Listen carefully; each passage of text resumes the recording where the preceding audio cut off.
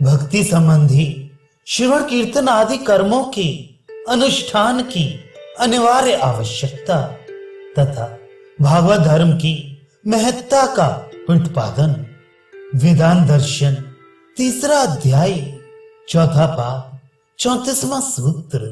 किसी कारण से कठिनता प्राप्त होने पर भी वे भक्ति संबंधी कर्म या भागवत धर्म तो सब प्रकार से ही आचरण में लाने योग्य हैं, क्योंकि श्रुति और स्मृति दोनों के निश्चयात्मक वर्णन रूप लिंग से ही यही सिद्ध होता है।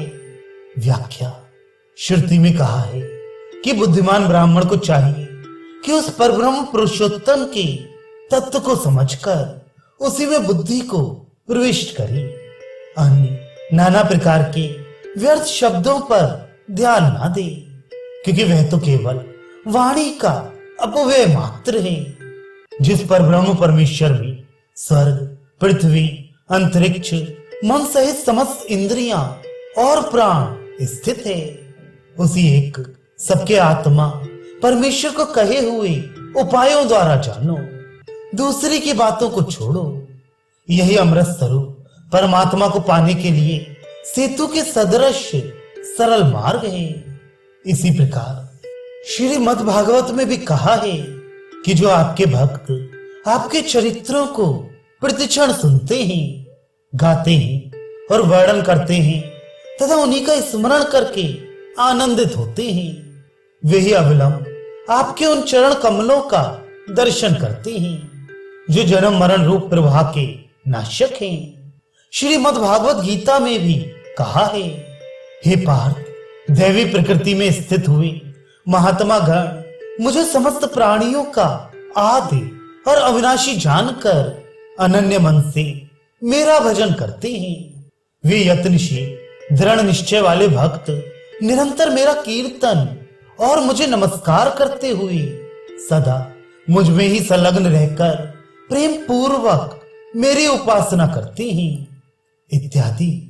श्रुतियों और स्मृतियों में वर्णित लक्षणों से यही सिद्ध होता है कि आपत्ति काल में किसी कारणवश अन्य वर्ण, आश्रम और शरीर निर्वाह संबंधी कर्मों का पालन पूर्णतया न हो सके तो भी उन भगवत उपासना विषयक श्रवण, कीर्तन आदि मुख्य धर्मों का अनुष्ठान तो किसी भी प्रकार से अवश्य करना ही चाहिए। भाव यह कि किसी भी अवस्था में इनके अनुष्ठान में शिथिलता नहीं आने देनी चाहिए। उक्त धर्मानुष्ठान की विशेषता दिखलाते हैं। 35वां सूत्र। श्रुति इनका अनुष्ठान करने वाले का पापों से अभिभूत न होना भी दिखलाती है। इससे भी यह सिद्ध होता है कि इनका अनुष्ठान अवश्य करना चाहिए। व्याख्या। श्रुति ने कहा है कि उस परमात्मा को प्राप्त करने वाले की महिमा को जानने वाले जिस साधक का मन शांत है, अर्थात विषय वासना से अभिभूत नहीं है, जिसकी इंद्रियां वश में की हुई हैं, जो अन्य सभी क्रियाकलाप से उपरत है, सब प्रकार के शारीरिक और मानसिक सुखों दुखों को सहन करने में समर्थ तितिक्षु है तथा परमात्मा के स्मरण में तल्लीन है, वह अपने हृदय में स्थित उस आत्म स्वरूप परमेश्वर का साक्षात्कार करता है, अतः वह समस्त पापों से पार हो जाता है। उसे पाप ताप नहीं पहुंचा सकते, अपितु वही पापों को संतप्त करता है इत्यादि। इस प्रकार श्रुति में भगवान का भजन स्मरण करने वाले को पाप न लगने की बात कही गई है। इसलिए यही सिद्ध होता है कि परमात्मा की प्राप्ति के लिए बतलाए हुए जो उपासना विषयक श्रवण, कीर्तन और स्मरण आदि धर्म है, उनका अनुष्ठान तो प्रत्येक परिस्थिति में करते ही रहना चाहिए। प्रकारांतर से पुनः उपासना विषयक कर्मानुष्ठान की विशेषता का प्रतिपादन करते हैं। 36वां सूत्र। इसके सिवा आश्रम धर्मों के अभाव में भी केवल उपासना विषयक अनुष्ठान से परमात्मा की प्राप्ति हो सकती है, क्योंकि श्रुति में ऐसा विधान देखा जाता है। श्वेताश्वतर उपनिषद में कहा है कि अपने शरीर को नीचे की अरणी और प्रणव को ऊपर की अरणी बनाकर ध्यान के द्वारा निरंतर मंथन करते रहने से साधक छिपी हुई अग्नि की भांति हृदय में स्थित परम देव परमेश्वर को देखे। इस कथन के पश्चात उपर्युक्त रूप से परमेश्वर में ध्यान की स्थिति के लिए प्रार्थना करनी तथा उन्हीं परमात्मा की शरण ग्रहण करने का भी वर्णन है। तदनंतर ये कहा गया है कि हे साधक, संपूर्ण जगत के उत्पादक सर्वांतर्यामी परमेश्वर की प्रेरणा से तुम्हें उस परब्रह्म परमात्मा की सेवा समाराधना करनी चाहिए। उन परमेश्वर की शरण लेकर उन्हीं में अपने आप को विलीन करना चाहिए। ऐसा करने से तुम्हें पूर्वकृत समस्त संचित कर्म साधन में विघ्न कारक नहीं होंगे। इसके बाद इसका फल आत्मा और परमात्मा के स्वरूप का साक्षात्कार बताया है। इसी तरह अन्य श्रुतियों में भी केवल उपासना से ही परमात्मा की प्राप्ति बताई है।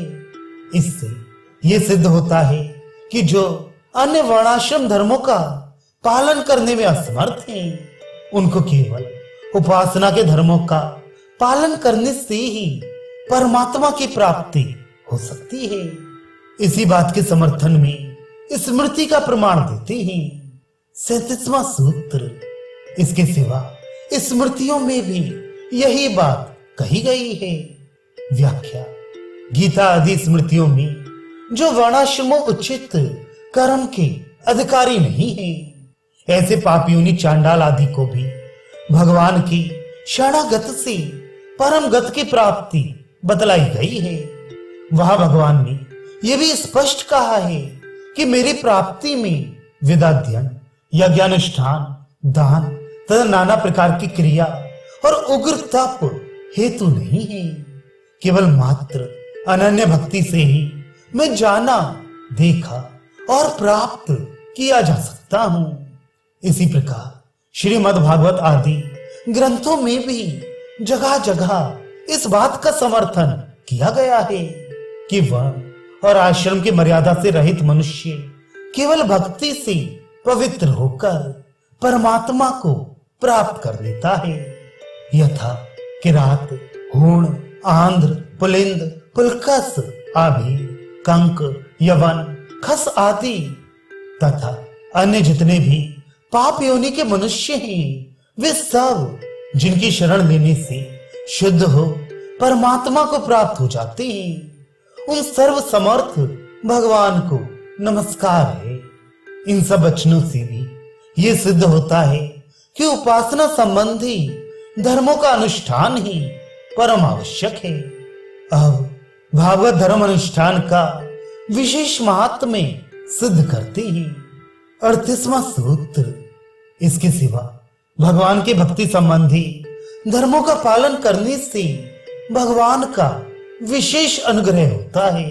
व्याख्या: ऊपर बतलाई हुई अन्य सब बातें तो भागवत धर्म की विशेषता में हेतु हैं ही।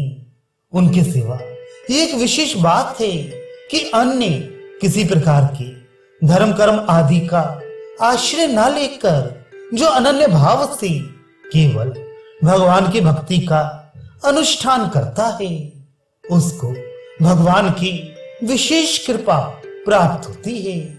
गीता में भगवान ने स्वयं कहा है कि उन भक्तों के लिए मैं सुलभ हूं, उनका योगक्षेम स्वयं वहन करता हूं।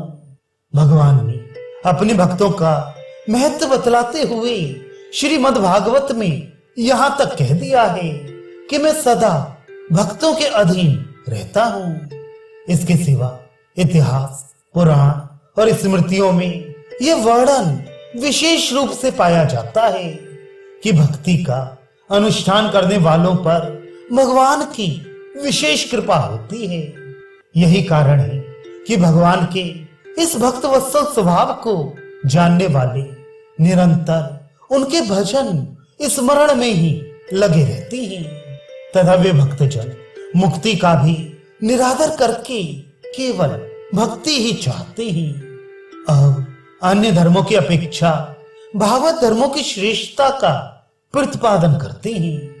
39वां सूत्र, ऊपर बतलाई हुई इन सभी कारणों से यह सिद्ध हुआ कि अन्य सब धर्मों की अपेक्षा भगवान की भक्ति विषयक धर्म श्रेष्ठ है। इसके सिवा लक्षणों से भी यही सिद्ध होता है। व्याख्या, ऊपर बतलाई हुई कारणों से ये बात सिद्ध हो चुकी कि अन्य सभी प्रकार के धर्मों से भगवान की भक्ति विषयक धर्म अधिक श्रेष्ठ है। इसके सिवा स्मृति प्रमाण से भी यही बात सिद्ध होती है।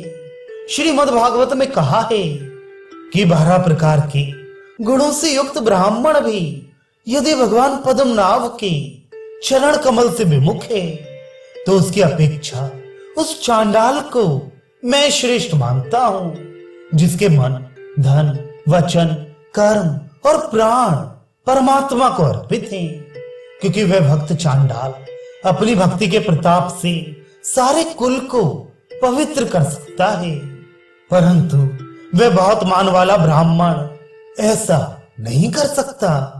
अहो, आश्चर्य है कि जिसकी जिह्वा पर तुम्हारा पवित्र नाम रहता है वे चांडाल भी श्रेष्ठ है, क्योंकि जो तुम्हारे नाम का कीर्तन करते हैं उन श्रेष्ठ पुरुषों ने तप, यज्ञ, तीर्थ स्थान और वेदाध्ययन आदि सब कुछ कर लिए। इसी प्रकार जगह जगह भगवान के भक्तों के लक्षण बतलाते हुए वर्ण आश्रम आदि के धर्म का पालन करने वालों की अपेक्षा उनकी श्रेष्ठता का प्रतिपादन किया गया है। इस प्रकार उपासना विषयक श्रवण, कीर्तन आदि विशेष धर्मों का महत्व दिखलाया गया। अब ये जिज्ञासा होती है कि यदि कोई मनुष्य किसी कारणवश आश्रम का व्यतिक्रम करना चाहे तो कर सकता है या नहीं, यदि कर ले तो उसका व्यक्तित्व कैसा माना जाना चाहिए इत्यादि। अतः इस विषय का निर्णय करने के लिए अगला प्रकरण आरंभ करते हैं।